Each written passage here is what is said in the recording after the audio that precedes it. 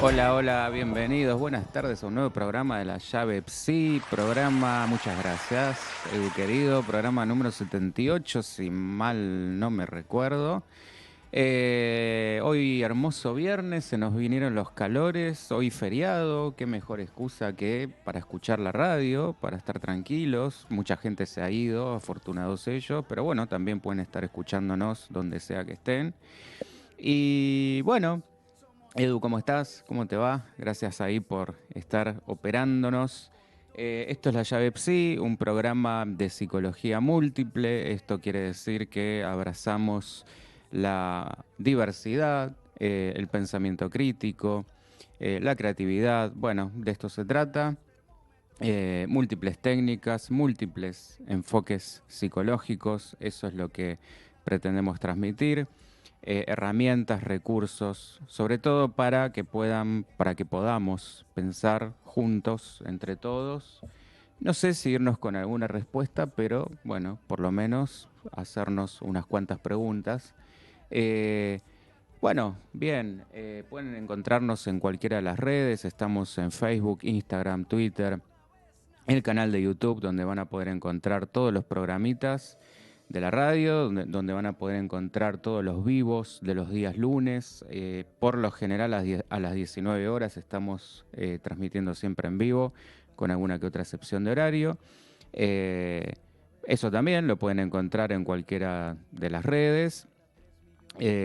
Bueno, no me quiero olvidar, nos pueden contactar al celu nuestro, el de la llave, el 11 3209 6198 o al de la radio, el 11 2408 7950. ¿Para qué?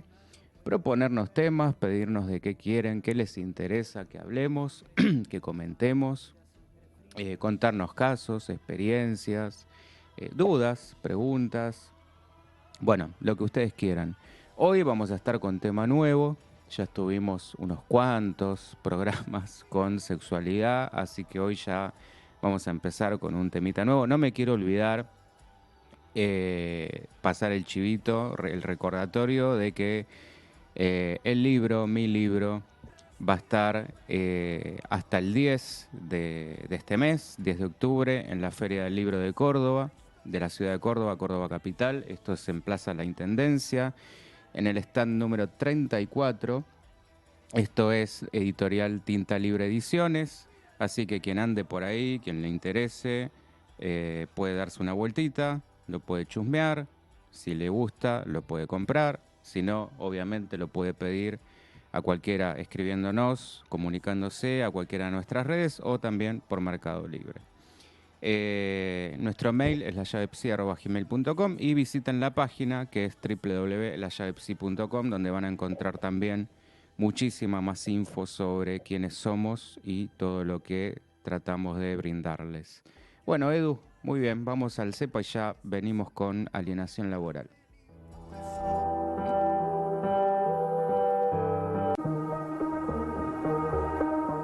Bueno, ya me van llegando mensajitos con el tema de hoy, así que se ve que está como picante la cosa. Bueno, vamos a empezar a desarrollar esta cuestión, de qué se trata esto. Eh, la idea es ir pasando por los temas más candentes. Hemos hablado ya mucho sobre el amor, sobre la muerte, sobre la sexualidad, sobre la enfermedad. Bueno, hoy toca la cuestión laboral, no podía quedar exenta. ¿Y qué sería esto? Para remitirnos a la cuestión de la alienación, obviamente tenemos que hacer referencia a Marx, no puede ser de otra manera. Este señor, filósofo, economista, sociólogo, periodista, intelectual, político, comunista, alemán, de origen judío, paradójicamente. Bueno, en esa época parecía que la gente hacía de todo, tenía múltiples funciones, profesiones, estudios, no sé cómo hacían, se ve que tenían bastante tiempo y capacidad, evidentemente. ¿Y a qué iba con esto del trabajo alienado?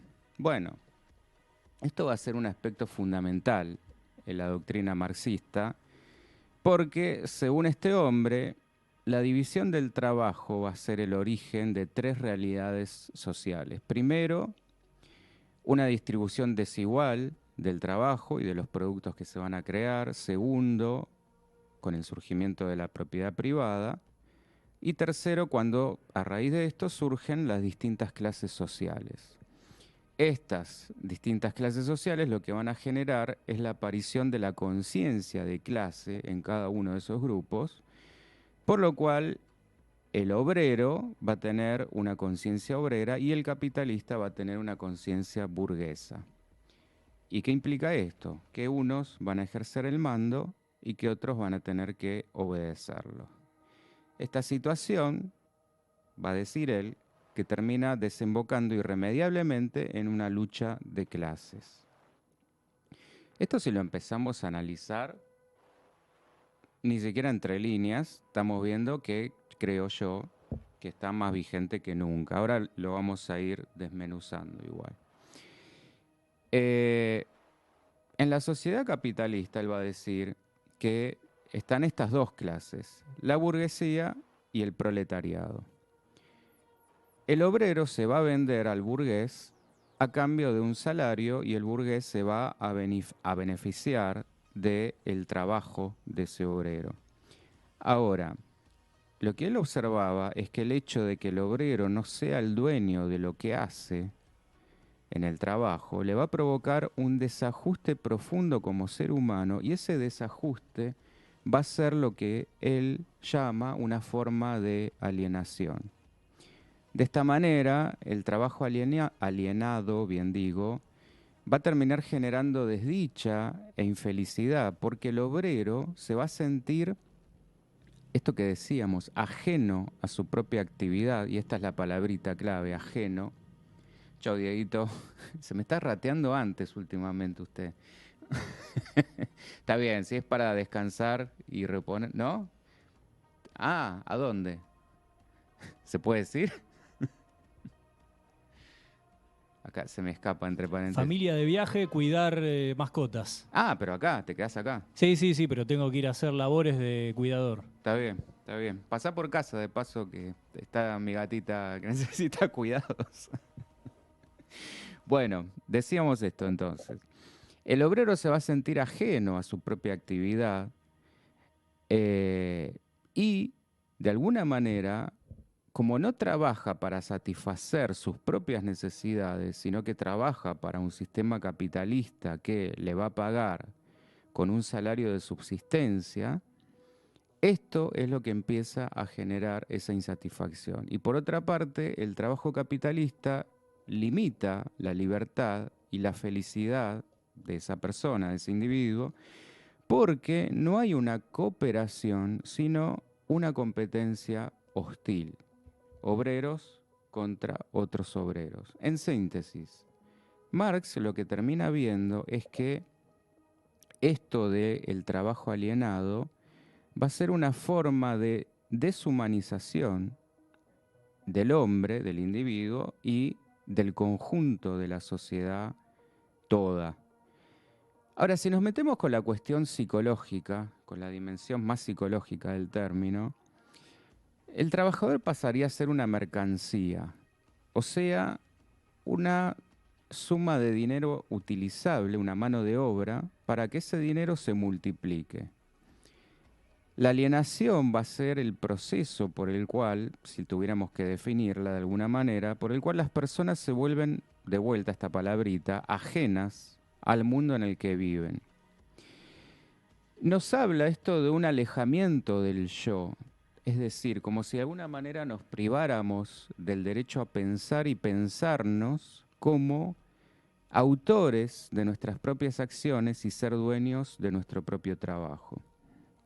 Si bien podemos pensar al trabajador como un ser humano autónomo y autorrealizado, como una entidad económica, en realidad este trabajador está dirigido a metas y está desviado a prácticas o actividades que son dictadas por la burguesía, que es la dueña de los medios de producción, para extraer de ese trabajador el máximo cantidad de plusvalía, este otro concepto que trae Marx, en el curso de una competencia empresarial entre industriales.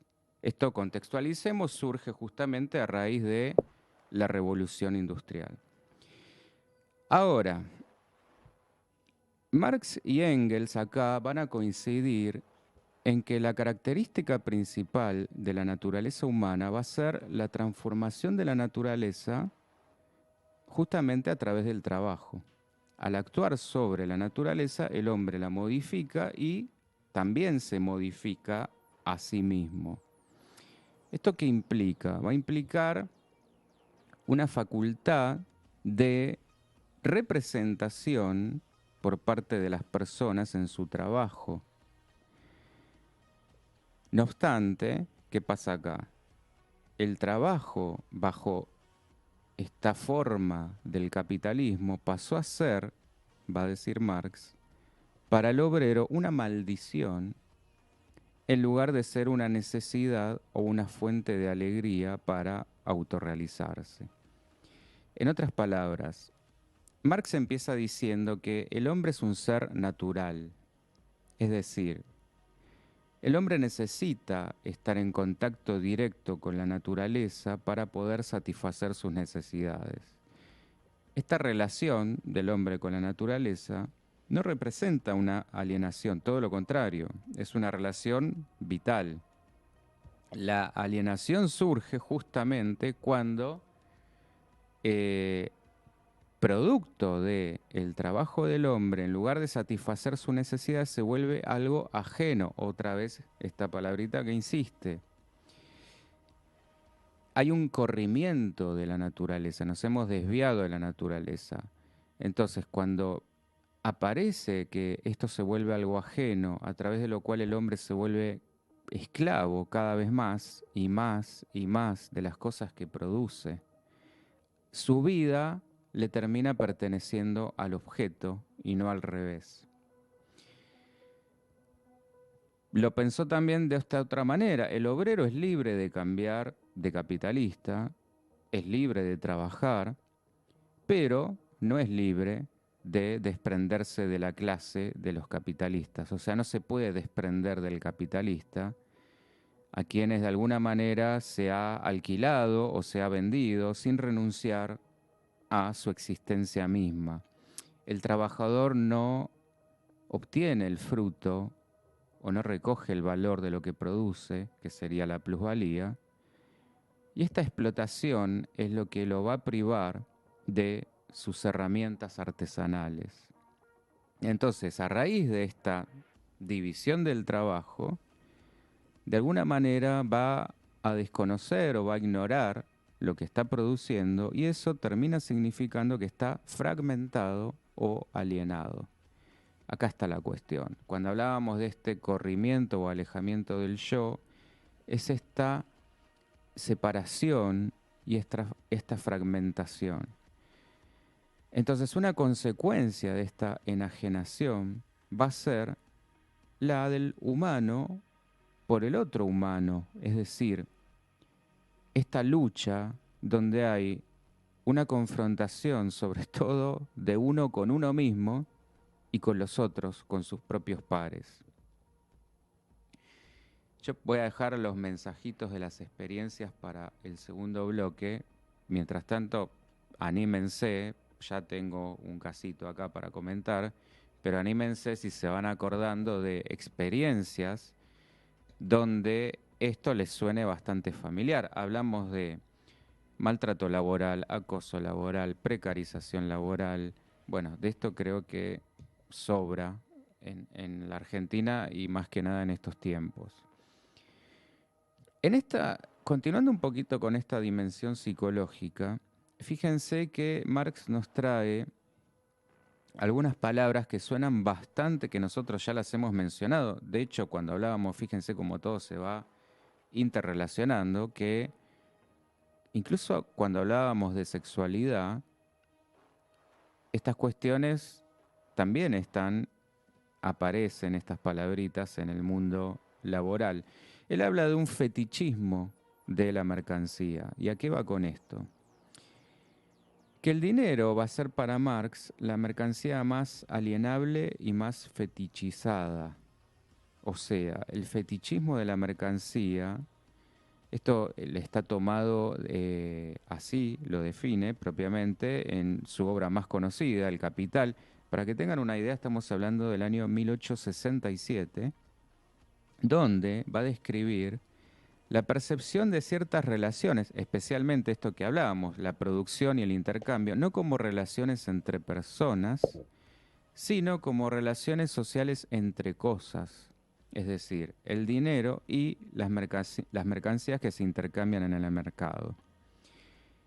Y la mercancía justamente parece tomar ahí como una entidad propia, una voluntad propia. Por eso esto del fetiche, que en realidad lo que está escondiendo es la explotación del proletario. ¿El resultado cuál va a ser? La apariencia de una relación directa entre las cosas, pero no entre las personas, que van a quedar cosificadas, que es otro de los conceptos hoy bastante utilizados, pero ustedes remítanse que estamos hablando hace más de 150 años. Otro punto otra palabrita que él nos va a traer es la enajenación, que lo va a observar cuando ve que la repetición impuesta de tareas al trabajador le genera poca satisfacción en el plano psicológico, incluso cuando su trabajo está bien hecho. Entonces, en esta manera, en el trabajo, en el modo de producción capitalista, el trabajo termina siendo algo forzado.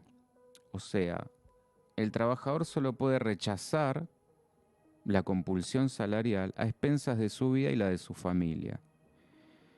Y cuando la distribución de la propiedad privada en manos de los propietarios de la riqueza, combinada con la imposición de impuestos por parte del gobierno, obliga justamente a la clase proletaria a trabajar, él va a ver que en su trabajo, y estos son, lo voy a leer literalmente en sus propias palabras, en su trabajo el trabajador no se afirma, sino que se niega, no se siente feliz, sino desgraciado, no desarrolla una libre energía física y espiritual, sino que mortifica su cuerpo y arruina su espíritu.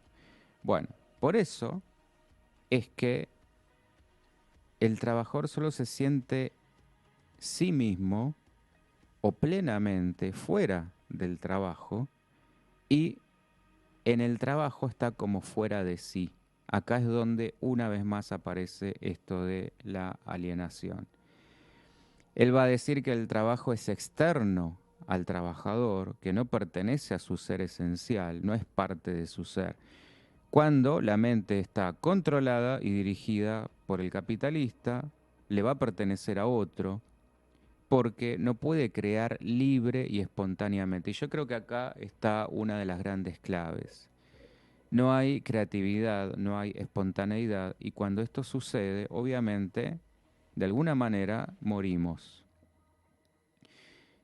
Hay una parte nuestra que esto diría que es absolutamente vital.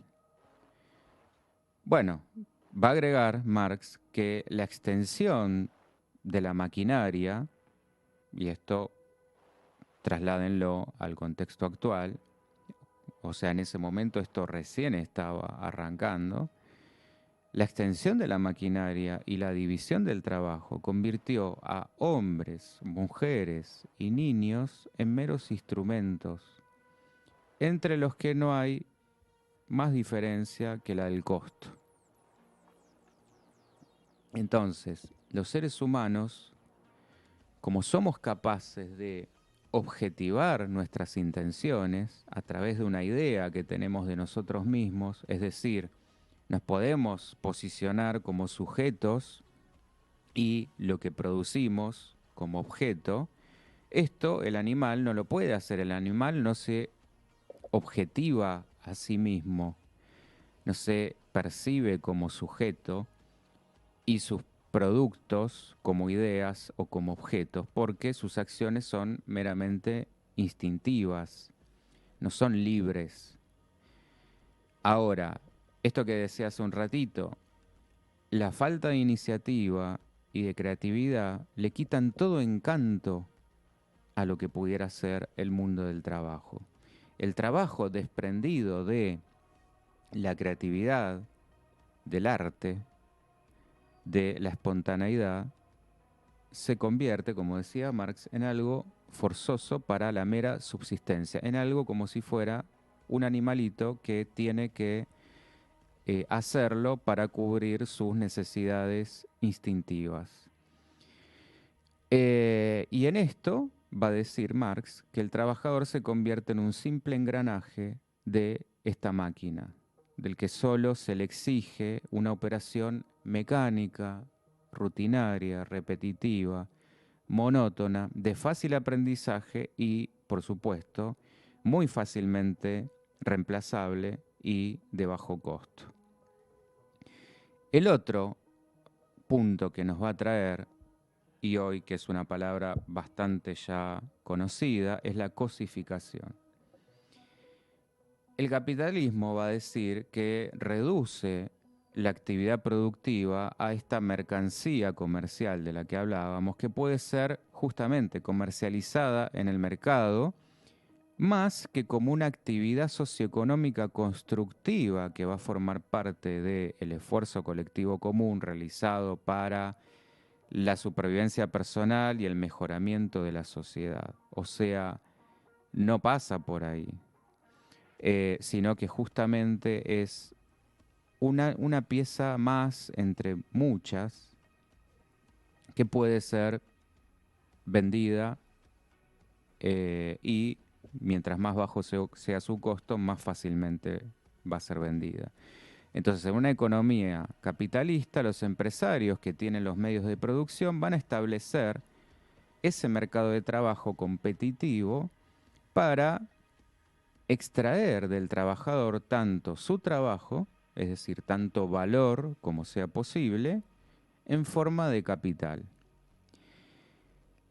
El ordenamiento de las relaciones de producción en esa economía capitalista va a provocar un conflicto social al oprimir a ese trabajador contra otro trabajador, contra otro par, en una competencia obviamente por salarios más altos. Pero ¿qué pasa ahí? Se aleja de los intereses económicos que ambos tienen en común. Entonces lo que termina surgiendo es el efecto de una falsa conciencia, otra vez volvemos al punto de este corrimiento del yo, que es una forma, por supuesto, ilusoria de control ideológico que también ejerce la burguesía capitalista a través también de la hegemonía cultural. Porque obviamente no solamente tienen los medios de producción, sino que tienen los medios masivos de comunicación, donde esto en la época de Marx no era, por supuesto que no se veía, a lo sumo había diarios, hoy esto está multiplicado eh, a todo nivel. Entonces, una mayor división del trabajo va a permitir a un obrero realizar el trabajo de 5, de 10 o de 20. Aumenta, por ende, la competencia entre los obreros también en forma proporcional en 5, 10 o 20. Y estos obreros no solo van a competir entre sí, vendiéndose más barato que el otro, sino que van a competir también cuando uno va a hacer el trabajo de 5, de 10 o de 20, y esa división del trabajo, de alguna manera implantada y constantemente reforzada por el capital, va a obligar a estos obreros a hacerse esta clase de competencia entre ellos. Por lo tanto, a medida que el trabajo se va haciendo más desagradable, más repelente, aumenta la competencia y disminuye el salario. El obrero se va a esforzar, por supuesto, por sacar a flote el volumen de su salario trabajando más, ya sea trabajando más horas al día o produciendo más en cada hora. De manera que, llevado por la necesidad, todavía acentúa estos efectos terribles de la división del trabajo. Y el resultado, ¿cuál va a ser? Que cuanto más trabaja, menos gana. Por la simple razón de que en la misma medida está compitiendo con sus pares, con sus compañeros, con otros obreros, que se van a ofrecer al mismo tiempo al patrón en condiciones tan malas como las que tiene él. En otras palabras, termina compitiendo, esto que decíamos hace un ratito, consigo mismo, sin que se dé cuenta y muchas veces incluso influido por todo este aparato, ya sea en forma directa o subliminal, por todo este aparato que defiende este sistema. Bueno, quería hacer como esta introducción a partir de Marx. Nos vamos a meter, vamos a ver si llegamos hoy, pero nos vamos a meter también con la cuestión del poder. Pero ahora, si te parece bien, Edu, vamos a meter un mantito de piedad, vamos a la tanda y ya venimos para el segundo bloque. Seguinos en Instagram. Bueno, muy bien. Momento del diván. Yo les anticipaba que tenemos ya algunos casos para contar. Bueno, acá Brenda nos cuenta que ella pasó por las experiencias de... Bueno, esto me dice que es en un renombrado call center, obviamente no voy a decir el nombre, pero bastante conocido, donde le hacían dejar el celular en una caja, cambiar francos por días de enfermedad con certificado, trabajar un 1 de enero como si fuera un puesto esencial. Bueno, este tipo de cosas... A ver, yo he trabajado también en mi vida en mil cosas.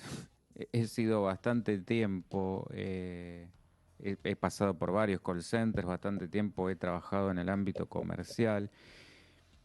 Y si bien no pasé por esto de tener que dejar el celular en una caja, creo que no lo hubiera tolerado, aunque a veces, como dice el dicho, la necesidad tiene cara de hereje. Uno como que tiene que a veces hacer este tipo de concesiones con uno mismo, y es donde acá se empieza a alienar, en, en palabras de Marx. Y creo que el ámbito de los call centers, no sé si es uno de los ámbitos donde esto se da más a menudo, donde es casi como una condición esencial. ¿Por qué digo esto? Tenemos, recapitulando lo que decíamos en el bloque anterior, tenemos el factor este repetitivo, monótono, donde no hay creatividad, sino que sos meramente un instrumento puesto ahí que tiene que cumplir, y muchas veces al pie de la letra, como si se les diera un guión, leer palabrita por palabrita lo que tienen ahí en ese libreto, donde ni siquiera está la libertad o la cintura de eso, de decir, bueno, de alguna manera lo podés acomodar a tu forma, a tu estilo. En algunos lugares sí, en otros no.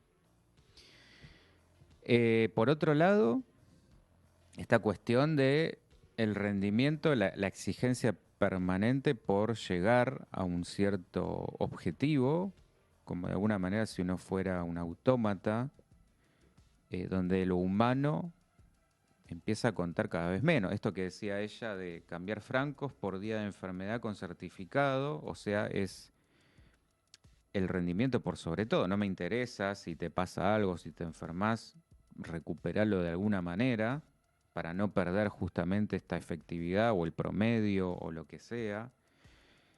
Estas engañas pichangas de, bueno, si no sos esencial no importa, de alguna manera lo disfrazamos para que parezca y para que tengas que venir y también mantenerte en un ámbito de control. Bueno, me pasaba esto una vez, hace no tanto, trabajaba en una pyme donde está a veces como esta mentalidad de la vieja usanza de el trabajo remoto asociado a no estás trabajando o estás vagueando o como no te puedo ver y no te puedo controlar, supongo que no estás haciendo lo que tenés que hacer.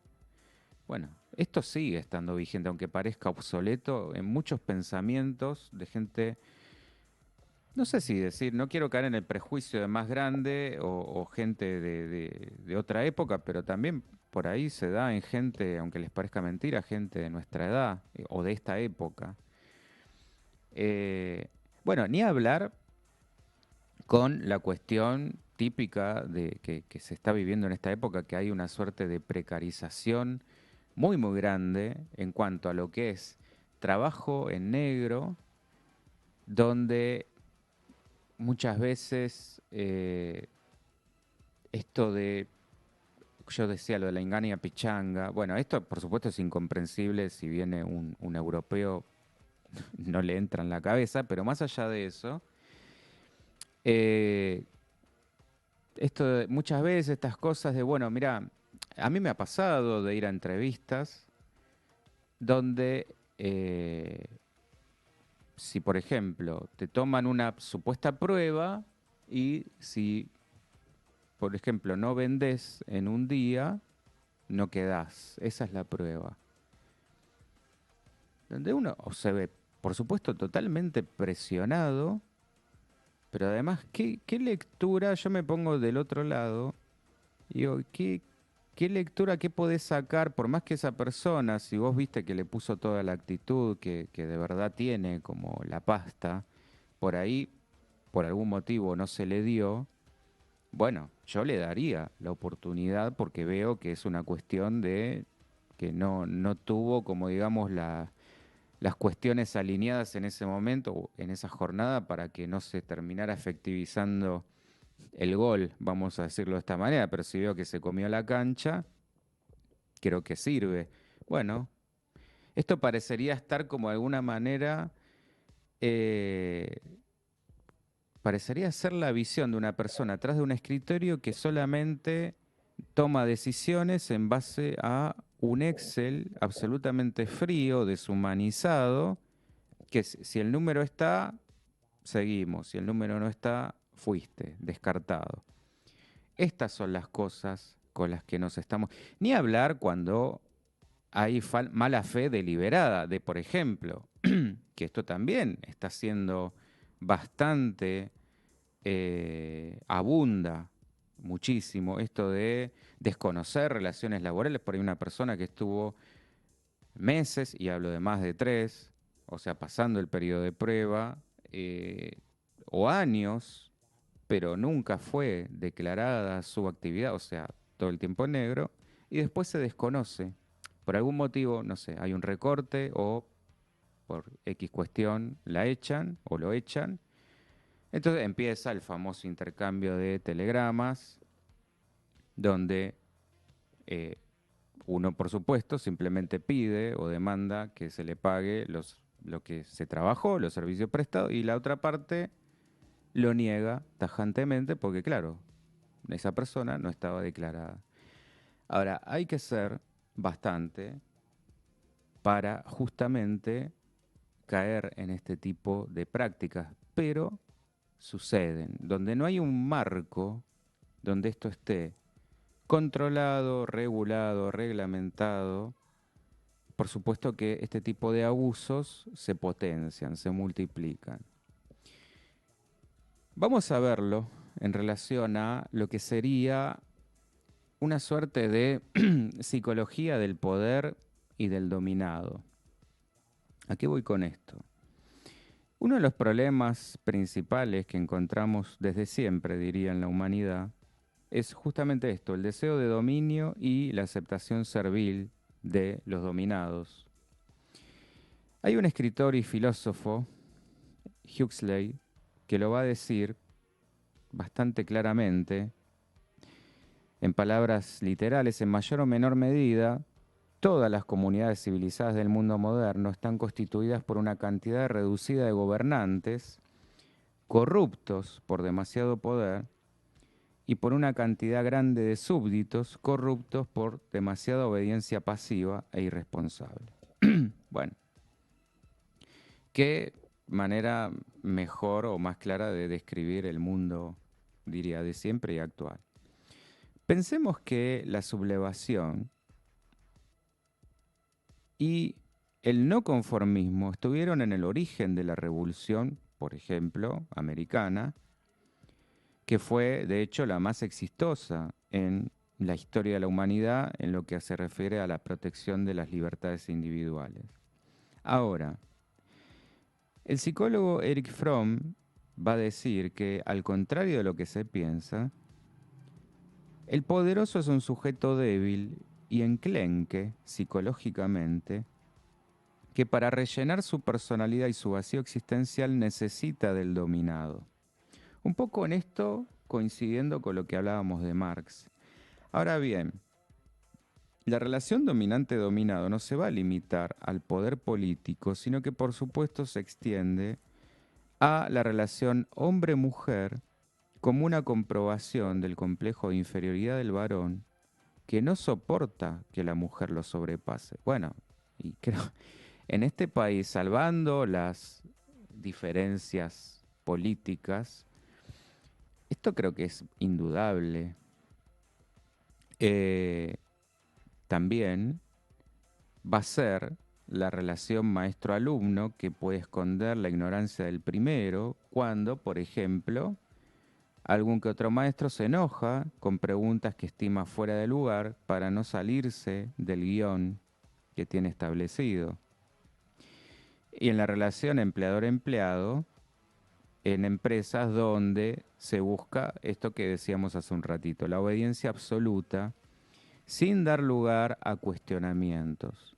Yo cuando presentaba el programa decía pensamiento crítico. Bueno, esto es lo que se procura, lo que procuramos estimular, porque si no caemos en una dictadura del pensamiento y una suerte de recorte de una parte de nosotros, tanto en lo que es el pensar, en lo que es el sentir, en referencia a esta parte creativa.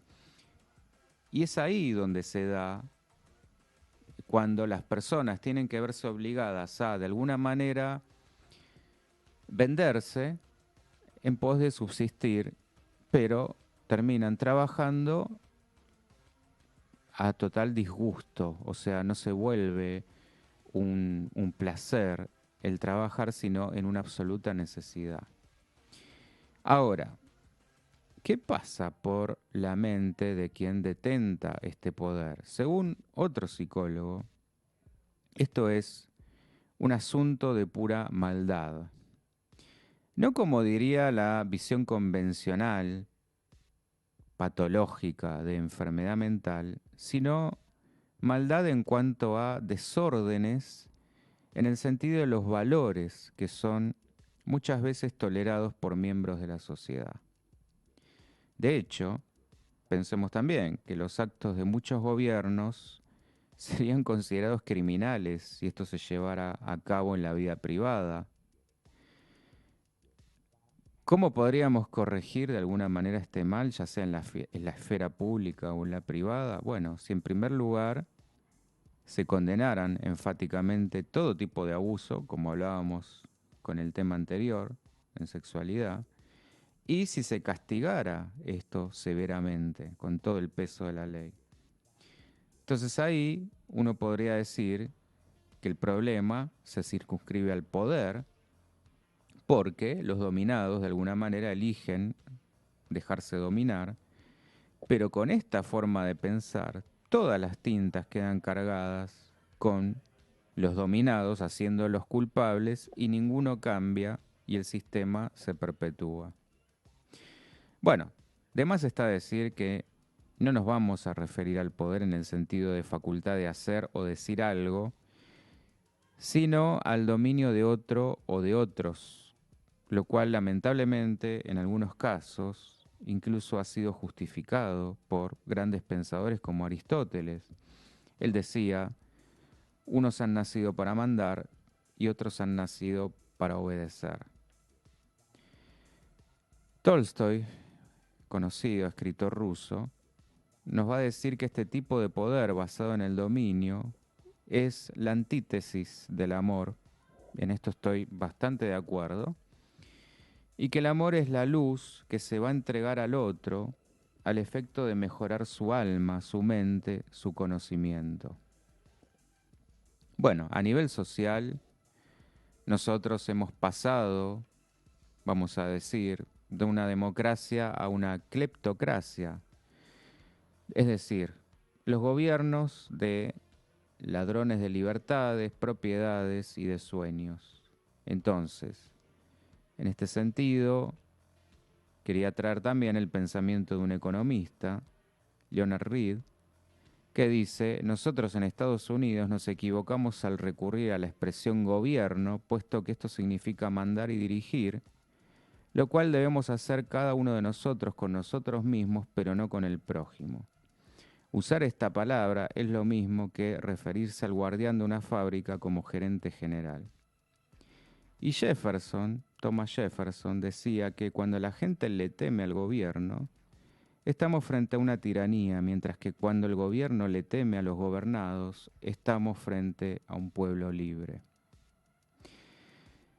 Bueno, vamos a dejar aquí. Yo voy a continuar, porque va a haber, creo que amerita para una segunda parte, con la dimensión psicológica del poder y justamente un poquito más con esta cuestión más a fondo del poder, no solamente en este ámbito, sino en todas sus dimensiones.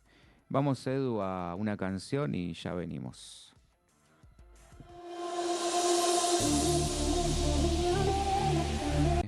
Ya, bueno, como siempre se nos pasa volando.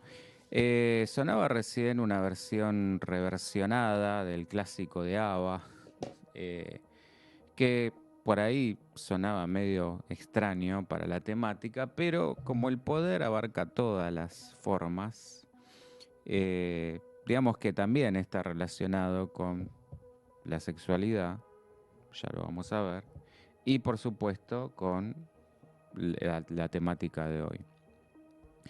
Bueno, hablando de esto, yo me quería meter con un poco el mundo mitológico, pero antes de entrar en eso me quería meter con la famosa dialéctica del amo y el esclavo de Hegel, porque esto es el nombre que se le da a una construcción teórica justamente de este filósofo Friedrich Hegel, considerada como uno de los elementos claves en su filosofía y que influenció a muchos filósofos posteriores, porque no solo se convirtió en la base de la dialéctica materialista que desarrolló, volviendo al comienzo, Marx, sino que también tuvo una fuerte influencia en el psicoanálisis.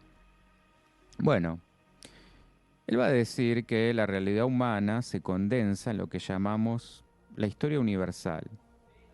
Y lo que ha marcado esa historia es la relación desigual entre los seres humanos, es decir, entre tiranos y tiranizados. De esta manera, esta dialéctica histórica va a ser la dialéctica del amo y del esclavo. Y lo que ha movido la historia va a ser esa contradicción entre unos y otros, y fue lo que ha dado lugar a una desigualdad en la autoconciencia de los seres humanos.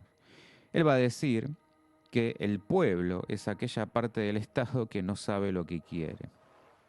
Bueno,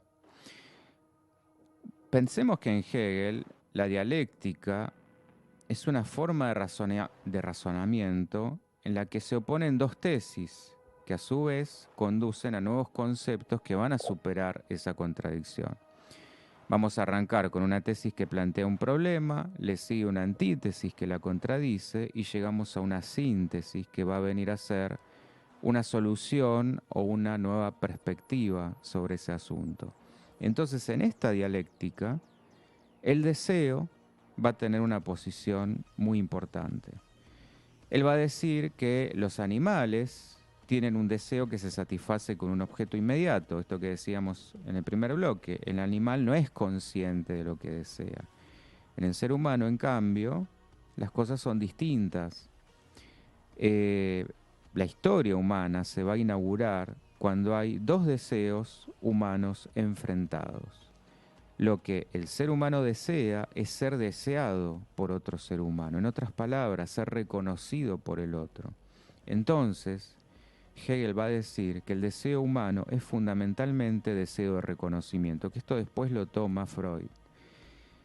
Eh, el ser humano va a querer que los demás le den un valor autónomo, esto es, un valor propio, que a diferencia de que se diferencie, mejor dicho, de cada uno de los demás. Esto es lo que va a definir para Hegel la condición humana. Por ende, lo propio del ser humano es imponerse sobre los demás. Solo cuando el otro lo va a reconocer como alguien autónomo se va a crear esta autoconciencia. Y al mismo tiempo, las autoconciencias van a librar entre sí una lucha que va a ser a muerte. El primero se va a imponer al segundo y la forma de hacerlo es negándolo, es decir, no reconociendo su deseo. Lo domina anulándolo. La resolución del conflicto va a surgir cuando una de estas dos conciencias cede por temor y prefiere de alguna manera ser una conciencia sometida antes que una conciencia muerta, es decir, una no conciencia. En otras palabras, esa conciencia que cede va a preferir vivir en la servidumbre antes que morir. Así, va a ser más potente su miedo a morir que su deseo de ser reconocido por esa otra conciencia. Y por su parte, la conciencia en la cual el deseo de dominar es más potente que su temor a morir va a ser la que somete a la conciencia que se dio por miedo. Entonces tenemos configurada de esta forma un amo y un esclavo. Surge una forma de conciencia en el dominado. Esta conciencia va a ser la de aquel que reconoce al otro como amo y se reconoce a sí mismo como esclavo de ese otro. No logra conformar una autoconciencia como tal, sino que se asume a sí mismo a partir de una lógica en la que impera la mirada del amo. Esto en esencia es lo que constituye la esencia, la dialéctica, perdón, del amo y del esclavo. Voy a dejar acá con la intriga de cómo termina o cómo se puede resolver esto, porque se nos ha ido el tiempo, se nos ha ido el programa, y para que podamos seguir pensándolo la semana que viene. Bueno, muchas gracias por estar allí del otro lado. Gracias, Edu. Y continuamos con esta cuestión de la alienación laboral el próximo viernes. Nos estamos reencontrando. Gracias por estar. Chau, chau.